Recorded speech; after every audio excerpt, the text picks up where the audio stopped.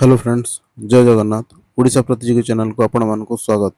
तो ओडिया व्याकरण यही सीरीज पार्ट 2 रे चलंतु डिस्कशन करिबा विशेष्य विशेषण और सर्वनाम रिलेटेड टॉप 50 एमसीक्यू। ताहले प्रथम प्रश्नटी हला, राग द्वेष दया और नर मध्य केउटी भिन्न? ऑप्शन गुडी हला ए राग, बी द्वेष, सी दया, डी नर। यार सठिक उत्तरटी हबो ऑप्शन नंबर डी नर। राग द्वेष दया एगुड़िक अभाववाचक विशेष्य, कारण यह भाव वा गुण को सूचित करुछि, सेतिपई यह होछि अभाववाचक विशेष्य। किंतु नर यह एक व्यक्तिवाचक विशेष्य, कारण यह मनीष को सूचाई थाए। तेणु नर जो ऑप्शन अछि ताहा 3टी ऑप्शन ठारू भिन्न। परवर्ती प्रश्न, वाक्य रे विशेषण पदटी को चिन्ह। ताहले वाक्यटी हेउछि सुंदर फूल फुटिछि। यार सठिक उत्तरटी है ऑप्शन नंबर बी सुंदर। ताहले विशेषण पद क्या कह जाए? जो पद विशेष्य पद को विशेषित करे ताहाकू विशेषण पद कह जाए। तेणु यही वाक्य रे फूल हेउछि विशेष्य, आउ यही फूल को सुंदर विशेषित करुथिबारु सुंदर को विशेषण पद कह जाए। परवर्ती प्रश्न, गुणवाचक विशेषण क्यों पदर गुण को विशेषित करे? ऑप्शन गुड़िक है ए क्रियापद, बी विशेष्य पद, सी सर्वनाम पद, डी अव्यय पद। यार सठिक उत्तरटी है ऑप्शन नंबर बी विशेष्य पद। गुणवाचक विशेषण विशेष्य पदर गुण, धर्म, रंग, आकार इत्यादि को सूचाई थाए। परवर्ती प्रश्न, राम हरि ठारू उच्चतार क्षुद्रतर रे क्षुद्रतर क्यों प्रकार विशेषण? यार ऑप्शन गुड़िक है साधारण विशेषण, क्रिया विशेषण, तुलनात्मक विशेषण, सर्वोच्च विशेषण। यार सठिक उत्तरटी हबो ऑप्शन नंबर सी तुलनात्मक विशेषण। परवर्ती प्रश्न, निम्नलिखित मध्यरु अलगा शब्दटी को बाछंतु जहाँ विशेष्य अनुसार हबो। ऑप्शन गुड़िक है ए छात्र, बी शिक्षक, सी दौड़, डी डाक्टर। यार सठिक उत्तरटी है ऑप्शन नंबर सी दौड़। छात्र, शिक्षक और डाक्टर एगुड़िक होउछि विशेष्य, किंतु दौड़ हेउछि क्रिया। परवर्ती प्रश्न, 5 जन छात्र आसिले वाक्य रे 5 क्यों विशेषण? सठिक उत्तरटी है ऑप्शन नंबर बी संख्यावाचक विशेषण। परवर्ती प्रश्न, वाक्य रे क्रिया विशेषण केउटी? वाक्यटी है राम बहुत भल गाउछि। ऑप्शन गुड़िक है ए बहुत, बी भल, सी गाउछि, डी राम। यार सठिक उत्तरटी है ऑप्शन नंबर बी भल। भल क्रिया गाउछि रो गुण को दर्शाउथिबारु भल होउछि क्रिया विशेषण। परवर्ती प्रश्न, युधिष्ठिर धार्मिक थिले एटारे विधेय विशेषण चिन्ह। ऑप्शन गुड़िक है ए युधिष्ठिर, बी धार्मिक, सी थिले, डी नाही। यार सठिक उत्तरटी है ऑप्शन नंबर बी धार्मिक। ताहले विधेय विशेषण क्या कह जाए? जो विशेषण पद विशेष्य पद पर व्यवहृत हेले ताहाकू विधेय विशेषण कह जाए। परवर्ती प्रश्न, कम कथा कुह बेसी काम कर एठारे रेखांकित पद क्यों विशेषण? ऑप्शन गुड़िक है ए संख्यावाचक विशेषण, बी परिमाणवाचक विशेषण, सी पूरणवाचक विशेषण, डी क्रियावाचक विशेषण। यार सठिक उत्तरटी है ऑप्शन नंबर बी परिमाणवाचक विशेषण। ताहले परिमाणवाचक विशेषण क्या कह जाए? जो विशेषण पद विशेष्य पदर परिमाण को बुझाए ताहाकू परिमाणवाचक विशेषण कहती। परवर्ती प्रश्न, दरिद्र सुदामा भगवान कृष्णंकर बहुत बड़ भक्त थिले एठारे दरिद्र क्यों विशेषण? ऑप्शन गुड़िक है ए गुणवाचक विशेषण, बी पूरणवाचक विशेषण, सी अवस्थावाचक विशेषण, डी विशेषणर विशेषण। यार करेक्ट आंसर टी है ऑप्शन नंबर सी अवस्थावाचक विशेषण। ताहले अवस्थावाचक विशेषण क्या कह जाए? जो विशेषण पद विशेष्य पदर अवस्था को बुझाए ताहाकू अवस्थावाचक विशेषण कह जाए। परवर्ती प्रश्न, राम शोइला कुकुरटी को उठाई देला रेखांकित शब्दटी क्यों पद? ऑप्शन गुड़िक है ए विशेष्य, बी विशेषण, सी सर्वनाम, डी केउटी नुहे। यार सठिक उत्तरटी है ଅପସନ୍ ନମ୍ବର ବି ବିଶେଷଣ ପଦ। ଏହି ବାକ୍ୟର ବିଶେଷଣ ପଦଟିକୁ ଚିହ୍ନ। ତାହେଲେ ବାକ୍ୟଟି ହେଉଛି ସେମାନେ ସୁନ୍ଦର ଲାଗୁଛନ୍ତି। ଅପସନ୍ ଗୁଡ଼ିକ ହେଲା ଏ ସୁନ୍ଦର, ବି ଲାଗୁଛନ୍ତି, ସି ସେମାନେ, ଡି କିଛି ନାହିଁ। ଏହାର ସଠିକ୍ ଉତ୍ତରଟି ହେଲା ଅପସନ୍ ନମ୍ବର ଏ ସୁନ୍ଦର, କାରଣ ସୁନ୍ଦର ହେଉଛି ଗୁଣବାଚକ ବିଶେଷଣ। ପରବର୍ତ୍ତୀ ପ୍ରଶ୍ନ, ଯେ ଦେଶ ଯାଇ ସେ ଫଳ ଖାଇ, ଏହି ରେଖାଙ୍କିତ ପଦଗୁଡ଼ିକ କେଉଁ ପ୍ରକାର ସର୍ବନାମ? ଅପସନ୍ ଗୁଡ଼ିକ ହେଲା ଏ ନିର୍ଦ୍ଦେଶାତ୍ମକ ସର୍ବନାମ, ବି ଆପେକ୍ଷିକ ବା ସମ୍ବନ୍ଧବାଚକ ସର୍ବନାମ, ସି ଆତ୍ମବାଚକ ସର୍ବନାମ କିମ୍ବା ଡି ନିର୍ଣ୍ଣାୟକ ସର୍ବନାମ। ଏହାର ସଠିକ୍ ଉତ୍ତରଟି ହେଲା ଅପସନ୍ ନମ୍ବର ବି ଆପେକ୍ଷିକ ବା ସମ୍ବନ୍ଧବାଚକ ସର୍ବନାମ। ତାହେଲେ ଆପେକ୍ଷିକ ବା ସମ୍ବନ୍ଧବାଚକ ସର୍ବନାମ କାହାକୁ କୁହାଯାଏ? ଯେଉଁ ସର୍ବନାମ ପଦ ସମୂହ ବାକ୍ୟରେ ପରସ୍ପରକୁ ଅପେକ୍ଷା କରନ୍ତି ବା ସମ୍ବନ୍ଧ ସ୍ଥାପନ କରନ୍ତି ତାହାକୁ ଆପେକ୍ଷିକ ବା ସମ୍ବନ୍ଧବାଚକ ସର୍ବନାମ କୁହାଯାଏ। ପରବର୍ତ୍ତୀ ପ୍ରଶ୍ନ, ସେ ନିଜେ ଗାଁକୁ ଗଲା ବାକ୍ୟରେ ନିଜେ କେଉଁ ପ୍ରକାର ସର୍ବନାମ? ଅପସନ୍ ଗୁଡ଼ିକ ହେଲା ଏ ପୁରୁଷବାଚକ ସର୍ବନାମ, ବି ଆତ୍ମବାଚକ ସର୍ବନାମ, ସି ନିର୍ଦ୍ଦେଶକ ସର୍ବନାମ ବା ଡି ବିତରକ ସର୍ବନାମ। ସଠିକ୍ ଉତ୍ତରଟି ହେଲା ଅପସନ୍ ନମ୍ବର ବି ଆତ୍ମବାଚକ ସର୍ବନାମ। ଏଥିରେ ନିଜେ ସର୍ବନାମଟି କର୍ତ୍ତାକୁ ନିଜକୁ ଅଙ୍କିତ କରୁଛି, ସେଥିପାଇଁ ନିଜେ ହେଉଛି ଆତ୍ମବାଚକ ସର୍ବନାମ। ପରବର୍ତ୍ତୀ ପ୍ରଶ୍ନ, ଆପଣ କାହାକୁ ଡାକୁଛନ୍ତି? ଏହି ବାକ୍ୟରେ ଥିବା ପ୍ରଶ୍ନବାଚକ ସର୍ବନାମଟିକୁ ଚିହ୍ନ।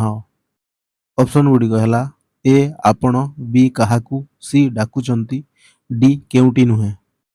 ଏହାର ସଠିକ୍ ଉତ୍ତରଟି ହେଲା ଅପସନ୍ ନମ୍ବର ବି କାହାକୁ।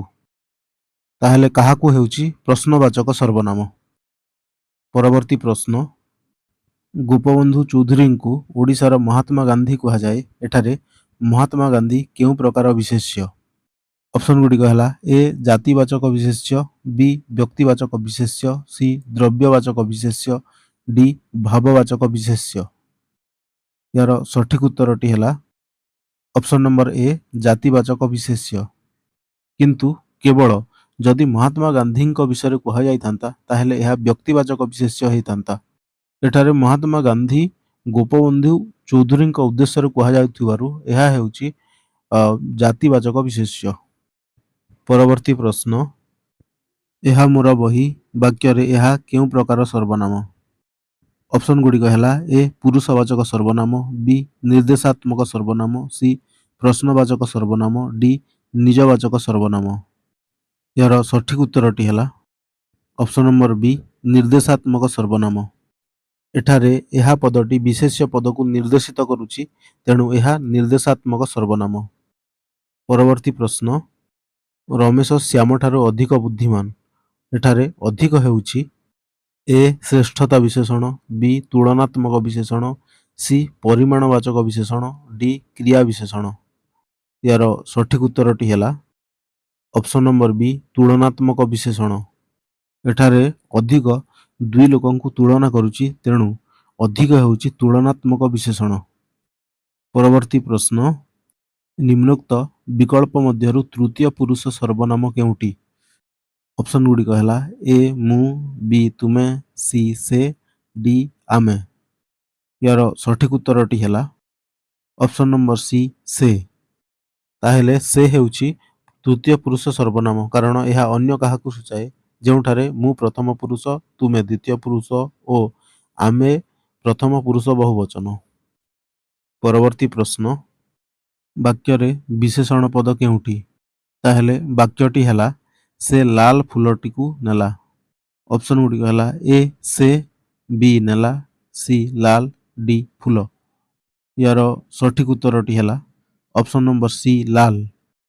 ଲାଲ ଶବ୍ଦଟି ଫୁଲର ରଙ୍ଗକୁ ବିଶେଷିତ କରୁଛି, ତେଣୁ ଲାଲ ଶବ୍ଦଟି ବିଶେଷଣ ପଦ ଅଟେ। ପରବର୍ତ୍ତୀ ପ୍ରଶ୍ନ, ସମଗ୍ର ଘର ରଙ୍ଗା ହେଲା। ଏଠାରେ ସମଗ୍ର କେଉଁ ପ୍ରକାର ବିଶେଷଣ? ଅପସନ୍ ଗୁଡ଼ିକ ହେଲା ଏ ଗୁଣବାଚକ ବିଶେଷଣ, ବି ସର୍ବନାମିକ ବିଶେଷଣ, ସି ପୂରଣବାଚକ ବିଶେଷଣ, ଡି ପରିମାଣବାଚକ ବିଶେଷଣ। ଏହାର ସଠିକ୍ ଉତ୍ତରଟି ହେଲା ଅପସନ୍ ନମ୍ବର ସି ପୂରଣବାଚକ ବିଶେଷଣ, କାରଣ ସମଗ୍ର ପୁରା ଘର ସମ୍ପୂର୍ଣ୍ଣତାକୁ ଦର୍ଶାଏ। ପରବର୍ତ୍ତୀ ପ୍ରଶ୍ନ ଏହି ସେହି ସମସ୍ତେ ଇତ୍ୟାଦି ସର୍ବନାମ କେଉଁ ପ୍ରକାର? ଅପସନ୍ ଗୁଡ଼ିକ ହେଲା ଏ ପ୍ରଶ୍ନବାଚକ ସର୍ବନାମ, ବି ନିର୍ଣ୍ଣାୟକ ସର୍ବନାମ, ସି ସ୍ୱାମୀବାଚକ ସର୍ବନାମ, ଡି ଆତ୍ମନିର୍ଦ୍ଦେଶକ ସର୍ବନାମ। ଏହାର ସଠିକ ଉତ୍ତରଟି ହେଲା ଅପସନ୍ ନମ୍ବର ବି ନିର୍ଣ୍ଣାୟକ ସର୍ବନାମ।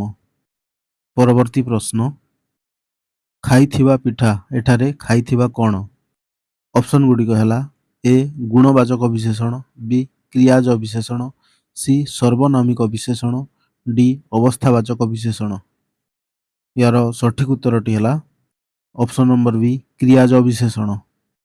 ଖାଇଥିବା କ୍ରିୟା ଧାତୁରୁ ଗଠିତ ହୋଇ ପିଠାକୁ ବିଶେଷିତ କରୁଛି, ତେଣୁ ଖାଇଥିବା ହେଉଛି କ୍ରିୟାଜ ବିଶେଷଣ।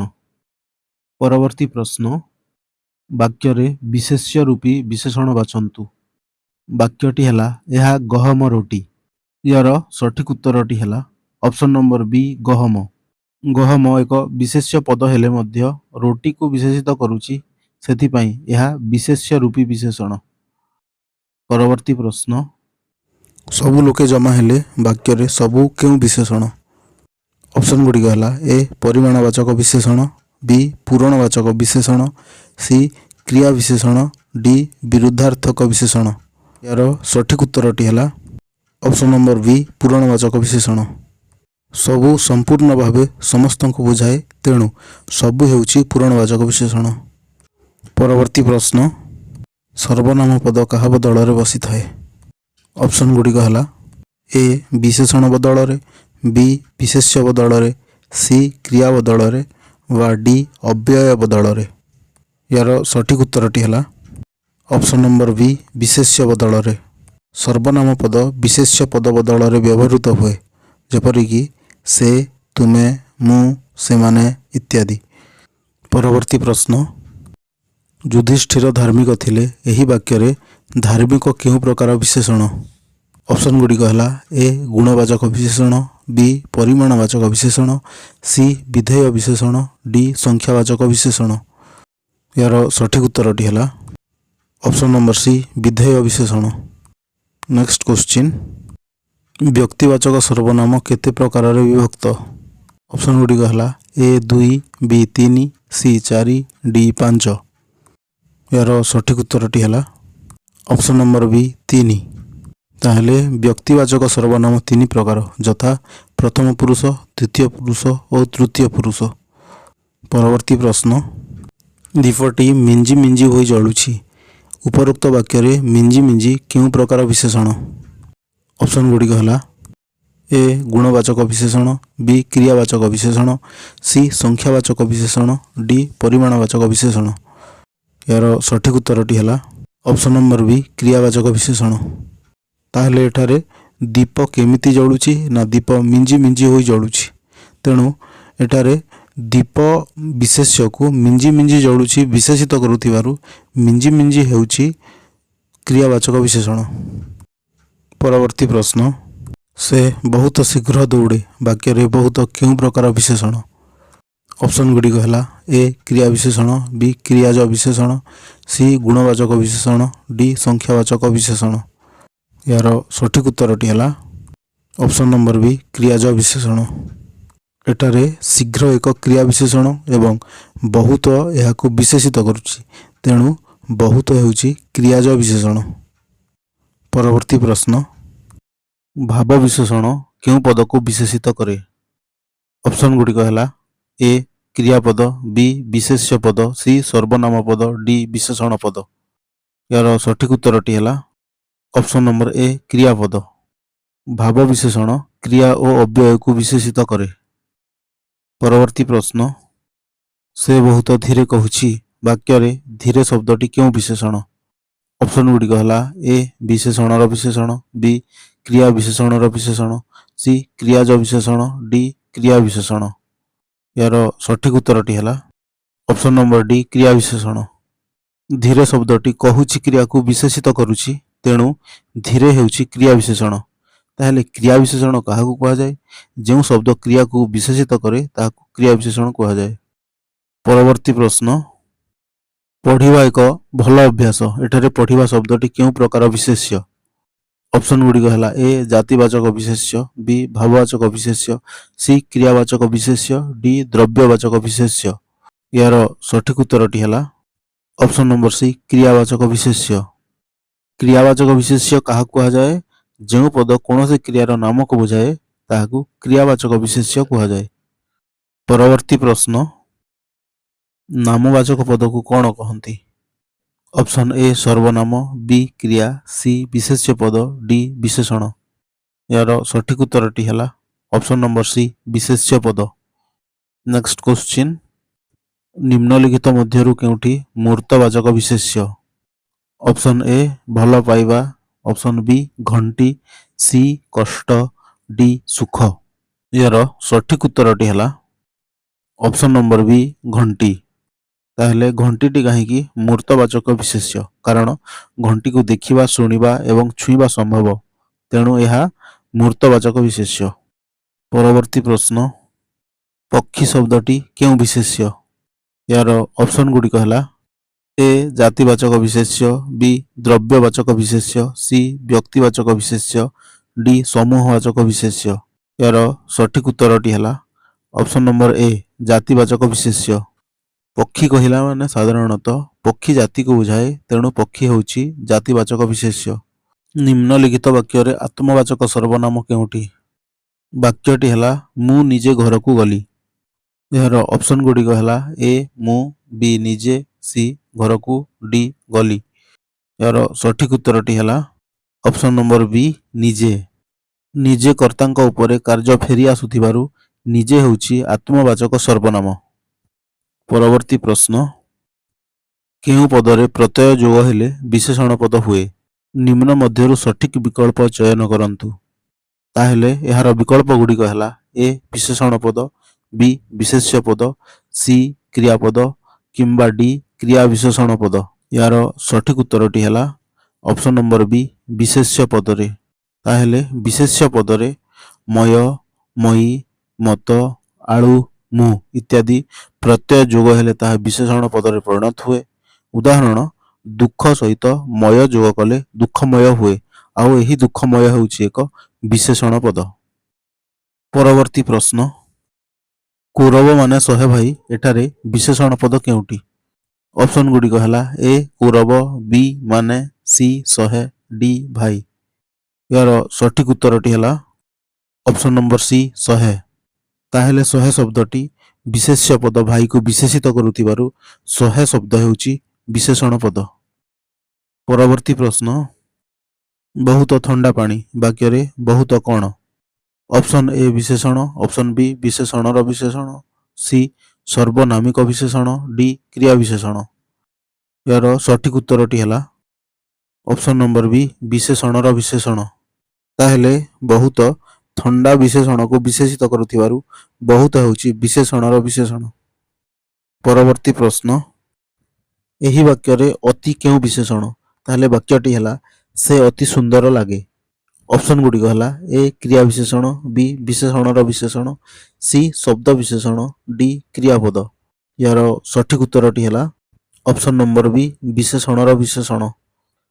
एठारे अति विशेषण सुंदर विशेषण को विशेषित करुछि, तेणु अति हेउछि विशेषणर विशेषण। परवर्ती प्रश्न, पवन अति जोर रे बहुछि वाक्य रे अति केउ प्रकार विशेषण? ऑप्शन गुड़िक है ए विशेष्य विशेषण, बी गुण विशेषण, सी क्रिया विशेषण, डी क्रिया विशेषणर विशेषण। यार सठिक उत्तरटी है ऑप्शन नंबर डी क्रिया विशेषणर विशेषण। वाक्य रे जोर रे एक क्रिया विशेषण एवं अति शब्दटी सही क्रिया विशेषण को अधिक जोर को सूचित करी ताहाको विशेषित करुछि। एही कारणरू अति हेउछि क्रिया विशेषणर विशेषण। परवर्ती प्रश्न, लेखाजोखा केउ प्रकार विशेष्य? ऑप्शन गुड़िक है ए क्रिया विशेष्य, बी यौगिक विशेष्य, सी साधारण विशेष्य, डी संयुक्त संज्ञा। यार सठिक उत्तरटी है ऑप्शन नंबर बी यौगिक विशेष्य।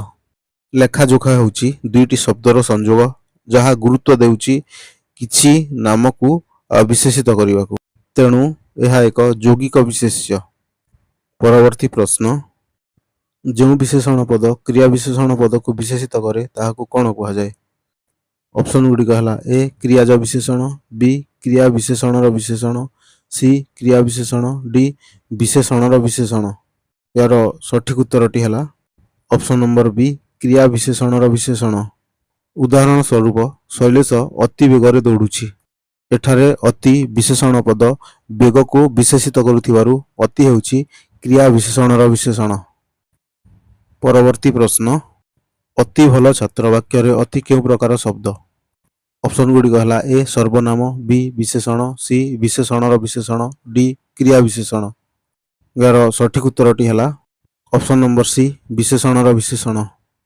ତାହେଲେ ବିଶେଷଣର ବିଶେଷଣ କାହାକୁ କୁହାଯାଏ? ଯେଉଁ ବିଶେଷଣ ଅନ୍ୟ ଏକ ବିଶେଷଣକୁ ବିଶେଷିତ କରେ ତାହାକୁ ବିଶେଷଣର ବିଶେଷଣ କୁହାଯାଏ। ପରବର୍ତ୍ତୀ ପ୍ରଶ୍ନ, ପାଗଳଟି ଚଳନ୍ତା ଗାଡ଼ିରୁ ପଡ଼ିଗଲା। ଏଠାରେ ଚଳନ୍ତା କି ପ୍ରକାର ବିଶେଷଣ? ଅପସନ୍ ଗୁଡ଼ିକ ହେଲା ଏ କ୍ରିୟା ବିଶେଷଣ, ବି କ୍ରିୟାଜ ବିଶେଷଣ, ସି କ୍ରିୟା ବିଶେଷଣର ବିଶେଷଣ, ଡି ଅବସ୍ଥାବାଚକ ବିଶେଷଣ। ଏହାର ସଠିକ ଉତ୍ତରଟି ହେଲା ଅପସନ୍ ନମ୍ବର ବି କ୍ରିୟାଜ ବିଶେଷଣ। କ୍ରିୟାରୁ ଜାତ ବା ଗଠିତ ବିଶେଷଣ ପଦ ବିଶେଷ୍ୟ ପଦକୁ ବିଶେଷିତ କରୁଥିଲେ ତାହାକୁ କ୍ରିୟାଜ ବିଶେଷଣ କୁହାଯାଏ। ବା କ୍ରିୟା ଧାତୁ ନିଷ୍ପନ୍ନ ଯଥା ଚଳ ଯୁକ୍ତ ଅନ୍ତା ଚଳନ୍ତା ବିଶେଷଣକୁ କ୍ରିୟାଜ ବିଶେଷଣ କୁହାଯାଏ। ପରବର୍ତ୍ତୀ ପ୍ରଶ୍ନ, ପଞ୍ଚୁ ପାଣ୍ଡବଙ୍କ ମଧ୍ୟରେ ସହଦେବ ପଞ୍ଚମ ପାଣ୍ଡବ ଅଟନ୍ତି। ଏଠାରେ ପଞ୍ଚମ କେଉଁ ବିଶେଷଣ? ଅପସନ୍ ଗୁଡ଼ିକ ହେଲା ଏ ସଂଖ୍ୟାବାଚକ ବିଶେଷଣ, ବି ପରିମାଣବାଚକ ବିଶେଷଣ, ସି ଅବସ୍ଥାବାଚକ ବିଶେଷଣ, ଡି ପୂରଣବାଚକ ବିଶେଷଣ। ଏହାର ସଠିକ ଉତ୍ତରଟି ହେଲା ଅପସନ୍ ନମ୍ବର ଡି ପୂରଣବାଚକ ବିଶେଷଣ। ତାହେଲେ ପୂରଣବାଚକ ବିଶେଷଣ କାହାକୁ କୁହାଯାଏ? ଯେଉଁ ବିଶେଷଣ ପଦ ସଂଖ୍ୟାରୁ ନିଷ୍ପନ୍ନ ହୋଇ ସଂଖ୍ୟାର କ୍ରମିକତା ପ୍ରକାଶ କରିବା ସହିତ ବିଶେଷ୍ୟ ପଦର ନିର୍ଦ୍ଦିଷ୍ଟତା ପ୍ରକାଶ କରେ ତାହାକୁ ପୂରଣବାଚକ ବିଶେଷଣ କୁହାଯାଏ। ପରବର୍ତ୍ତୀ ପ୍ରଶ୍ନ, ଦୌଡ଼ିବାର ଗାଈଗଲା ବନସ୍ତ ଭିତରେ। ଏଠାରେ ଦୌଡ଼ିବାର କେଉଁ ପଦ? ଅପସନ୍ ଗୁଡ଼ିକ ହେଲା ଏ କ୍ରିୟାପଦ, ବି ବିଶେଷ୍ୟ ପଦ, ସି କ୍ରିୟା ବିଶେଷଣ ପଦ, ଡି ବିଶେଷଣ ପଦ। ଏହାର ସଠିକ ଉତ୍ତରଟି ହେଲା ଅପସନ୍ ନମ୍ବର ଡି ବିଶେଷଣ ପଦ। ଏଠାରେ ଦୌଡ଼ିବାର ଗାଈ ବିଶେଷ୍ୟକୁ ବିଶେଷିତ କରୁଛି ତେଣୁ ଏହା ବିଶେଷଣ। ପରବର୍ତ୍ତୀ ପ୍ରଶ୍ନ, ନିମ୍ନଲିଖିତ ମଧ୍ୟରୁ କେଉଁଟି ଅମୂର୍ତ୍ତବାଚକ ବିଶେଷ୍ୟ? ଅପସନ୍ ଏ ଗଛ, ବି ଶାନ୍ତି, ସି ଚକ୍ଷୁ, ଡି ପାଣି। ଏହାର ସଠିକ ଉତ୍ତରଟି ହେଲା ଅପସନ୍ ନମ୍ବର ବି ଶାନ୍ତି। ଶାନ୍ତିକୁ ଦେଖି ହୁଏ ନାହିଁ କିମ୍ବା ଛୁଇଁ ହୁଏ ନାହିଁ, କେବଳ ଅନୁଭବ କରାଯାଏ, ତେଣୁ ଏହା ଅମୂର୍ତ୍ତବାଚକ ବିଶେଷ୍ୟ। ତାହେଲେ ଅମୂର୍ତ୍ତବାଚକ ବିଶେଷ୍ୟ କାହାକୁ କୁହାଯାଏ? ନା ଯେଉଁ ବିଶେଷ୍ୟକୁ ଦେଖି ଛୁଇଁ ବା ଶୁଣି ହୁଏ ନାହିଁ କିନ୍ତୁ ମନେ ପଡ଼େ କିମ୍ବା ଅନୁଭବ କରାଯାଏ ସେମାନେ ଅମୂର୍ତ୍ତବାଚକ ବିଶେଷ୍ୟ ଯଥା ସତ୍ୟ, ଶାନ୍ତି, ଭୟ, ମମତା, ବୁଦ୍ଧି କିମ୍ବା ସାହସ। ପରବର୍ତ୍ତୀ ପ୍ରଶ୍ନ, ବସିବା ଠାରୁ କାଶିବା ଭଲ ବାକ୍ୟରେ କାଶିବା କେଉଁ ପ୍ରକାରର ବିଶେଷ୍ୟ ଭାବେ ବ୍ୟବହୃତ? ଅପସନ୍ ଗୁଡ଼ିକ ହେଲା ଏ ସାଧାରଣ ବିଶେଷ୍ୟ, ବି ଯୌଗିକ ବିଶେଷ୍ୟ, ସି କ୍ରିୟା ଧାତୁରୁ ଗଠିତ ବିଶେଷ୍ୟ ବା କ୍ରିୟାବାଚକ ବିଶେଷ୍ୟ, ଡି ବ୍ୟକ୍ତିବାଚକ ବିଶେଷ୍ୟ। ଏହାର ସଠିକ ଉତ୍ତରଟି ହେଲା ଅପସନ୍ ନମ୍ବର ସି କ୍ରିୟା ଧାତୁରୁ ଗଠିତ ବିଶେଷ୍ୟ ବା କ୍ରିୟାବାଚକ ବିଶେଷ୍ୟ। ଏଠାରେ କାଶିବା ଏବଂ ବସିବା ଦୁଇଟି କ୍ରିୟାପଦ ବିଶେଷ୍ୟରେ ପରିଣତ ହୋଇଛି ଯାହାକୁ କ୍ରିୟାବାଚକ ବିଶେଷ୍ୟ କୁହାଯାଏ।